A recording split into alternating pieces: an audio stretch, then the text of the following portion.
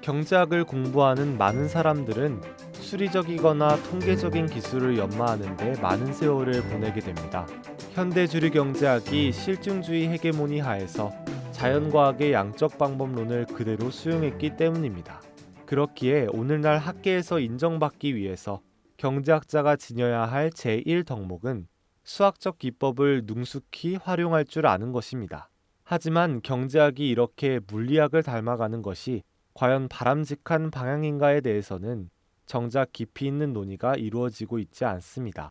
학문의 방법론과 인식론에 대해 이야기하는 것은 철학의 영역일 수밖에 없는데 기성 경제학자들의 시각에서 이는 곧 비과학이기 때문입니다.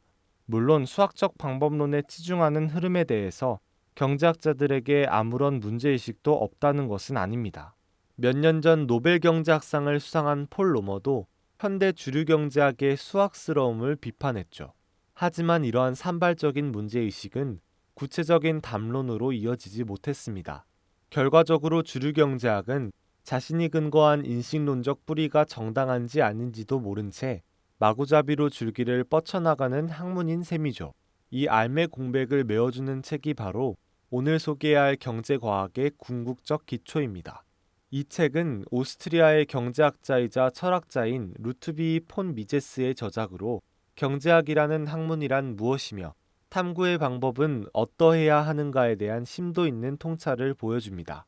그에 따르면 실증주의 패러다임 속에서 탄생한 현대 주류 경제학은 물리학의 방법론이 모든 학문에 보편적으로 적용되어야 한다는 인식론적 도그마에 기초하고 있습니다.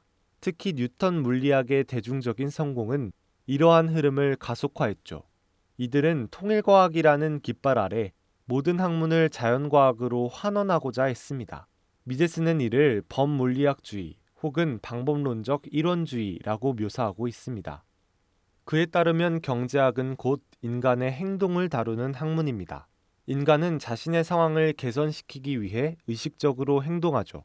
그런데 인간의 한목적적 행동은 자극과 반응의 관계에 따라 자연과학적으로 설명될 수 있는 것이 아닙니다.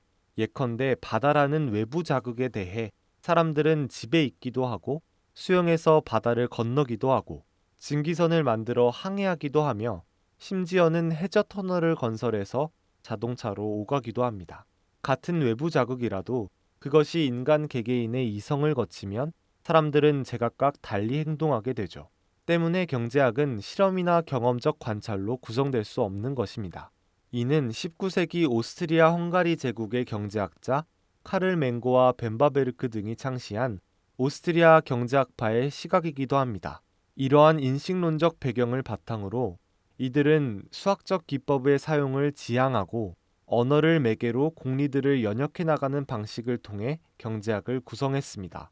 이들은 한계 분석 이론이나 기회비용 이론, 통합행창의 위험성에 관한 이론 등 핵심적인 경제학 이론들의 초석을 닦았음에도 불구하고 방법론에 관한 비타협적 태도 때문에 여전히 비주류 경제학파로 남아있죠.